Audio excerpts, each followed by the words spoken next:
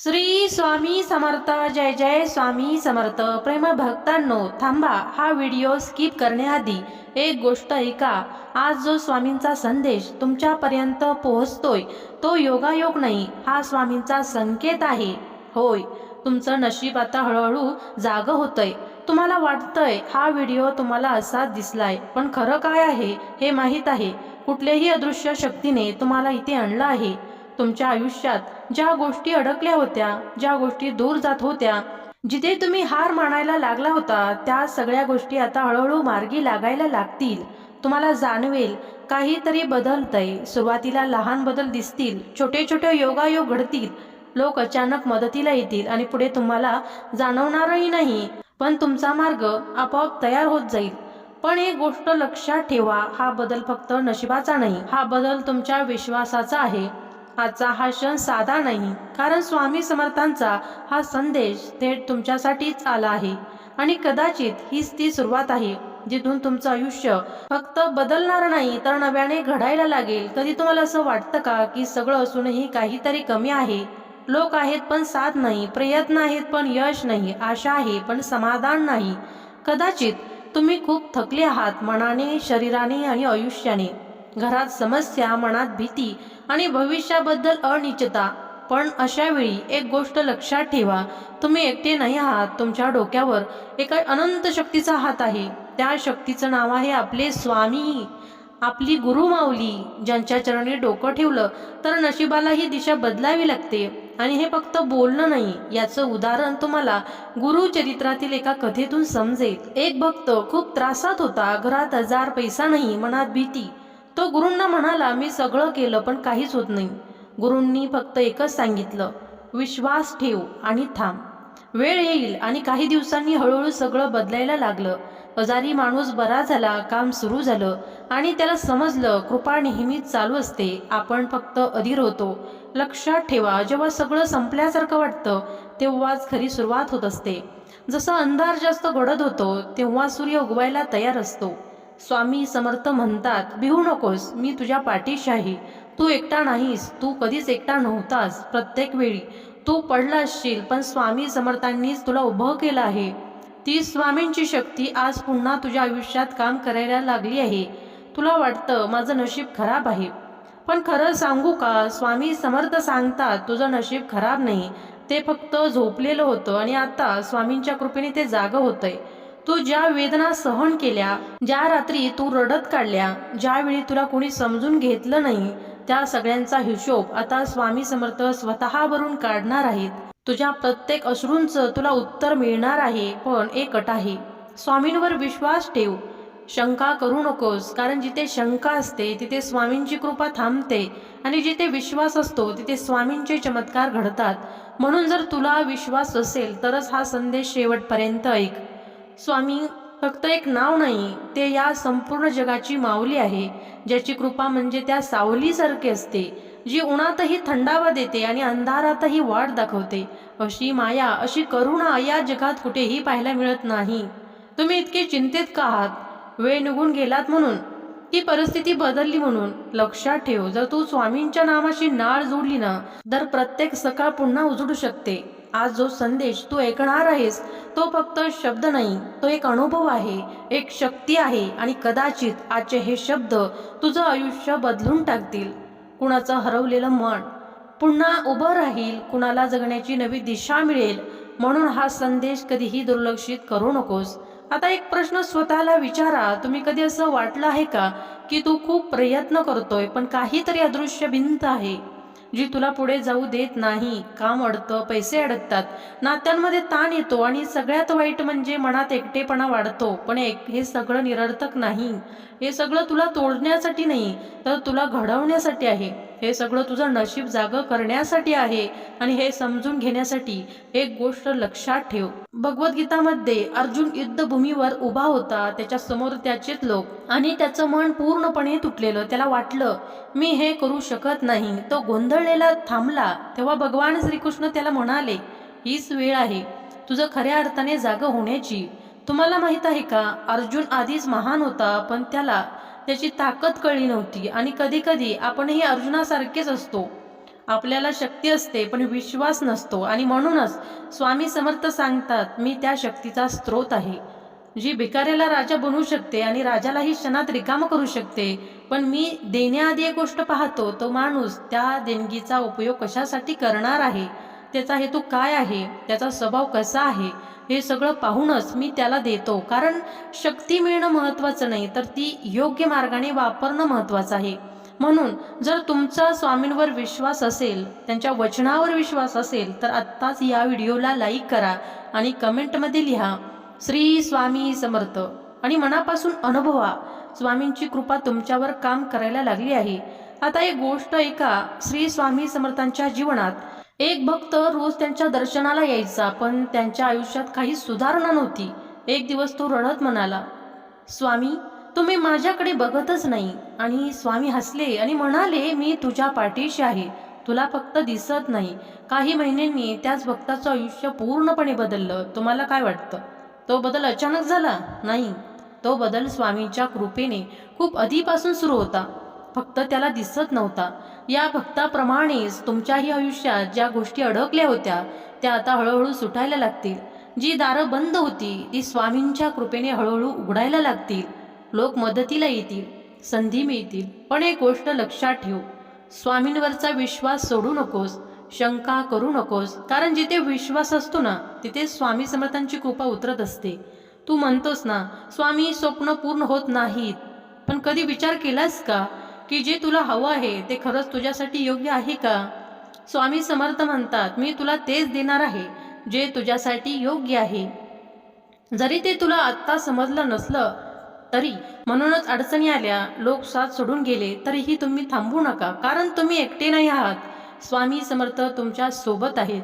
लक्षात ठेवा, आपल्या आयुष्यात जे काही येतं ते आपल्या कर्मामुळेच येतं. म्हणून कर्म चांगलं ठेवा, नशिबावर रडत बसू नका. कपाळावरच्या रेषांमध्ये भविष्य शोधण्यापेक्षा कपाळावरच्या घामात भविष्य तयार करा. दासबोधात समर्थ रामदास स्वामी सांगतात, परिस्थिती कठीण असेल तर समजून जा तू योग्य मार्गावर आहेस. एक साधा माणूस, गरीब, संघर्ष करणारा, तो रोज देवाला विचारायचा, माझं नशीब इतकं कठीण का आहे? पण त्याने एक गोष्ट कधी सोडली नाही, प्रयत्न आणि विश्वास. काही वर्षांनी तोच माणूस लोकांसाठी प्रेरणा बनला. कारण नशीब बदललं, पण ते अचानक नाही, ते हळूहळू जागं होतं. म्हणून नशिबावादी बनण्यापेक्षा प्रयत्नवादी बना, कारण यश तुझी वाट पाहत आहे. कोणी तुमचा सन्मान करो किंवा न करो, तुम्ही तुमचं कर्तव्य करत राहा, कारण सूर्य कधीच कोणासाठी थांबत नाही. मित्रांनो, मोठेपणा हा मोठ्या गोष्टींमध्ये नसतो, तो असतो लहान गोष्टी समजून घेण्यात, इतरांच्या भावना जाणण्यात. जीवनात घेतलेले विसरा, घेतलेले लक्षात ठेवा, कारण कृतज्ञता माणसाला महान बनवते. आज दिवस वाईट असू शकतो, पण आयुष्य वाईट नसतं. मार्ग सापडत नाहीत, शोधत राहा. लोक बदलतायत, स्वीकारत राहा. परिस्थिती कठीण आहे, शिकत राहा, कारण वेळ कायम एकसारखी राहत नाही आणि शेवटी चांगुलपणा कधीच हरत नाही. मित्रांनो, जर तुम्हाला वाटत असेल की स्वामींचा हा संदेश तुमच्यासाठी आहे, तर डोळे बंद करा आणि मनापासून म्हणा, स्वामी मी तुमचं लेकरू आहे, माझा हात कधीही सोडू नका. मित्रांनो, जर हा संदेश तुमच्या मनाला स्पर्श करून गेला असेल तर तो इतरांपर्यंत नक्की पोहोचवा. कदाचित तुमच्या एका शेअरमुळे कोणाचं तरी आयुष्य बदलू शकतं. चला तर मग आता आपण सगळे मिळून स्वामींचा एक दिव्य मंत्र जपूया. हा मंत्र मन शांत करतो, अडचणी दूर करतो आणि स्वामींची कृपा आपल्या आयुष्यात आणतो. डोळे हलकेच बंद करा, स्वामींचं रूप मनात ठेवा आणि जो हा मंत्र मनापासून जपेल, श्री स्वामी समर्थ त्यांचं आयुष्य सुख, शांती आणि समृद्धीने भरून टाकतील. मित्रांनो, विश्वास ठेवा, स्वामींची कृपा आत्ताच तुमच्या आयुष्यात काम करायला लागली आहे. चला तर मग मंत्राला सुरुवात करूया. तत्पूर्वी तुम्ही चॅनलवरती नवीन असाल तर चॅनलला लाईक आणि सबस्क्राईब केल्याशिवाय पुढे जाऊ नका. ओम श्री स्वामी समर्थाय शरणं मम. ओम श्री स्वामी समर्थाय शरणं मम. ओम श्री स्वामी समर्थाय शरणं मम. ओम श्री स्वामी समर्थाय शरणं मम. ओम श्री स्वामी समर्थाय शरणं मम. ओम श्री स्वामी समर्थाय शरणं मम.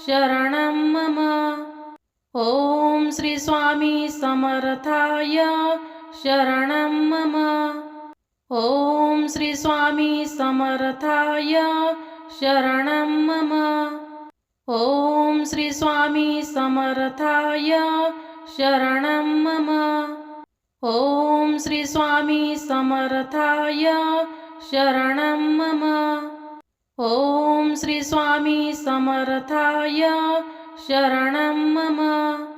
ॐ श्री स्वामी समर्थाय शरणं मम। ॐ श्री स्वामी समर्थाय शरणं मम। ॐ श्री स्वामी समर्थाय शरणं मम। ॐ श्री स्वामी समर्थाय शरणं मम।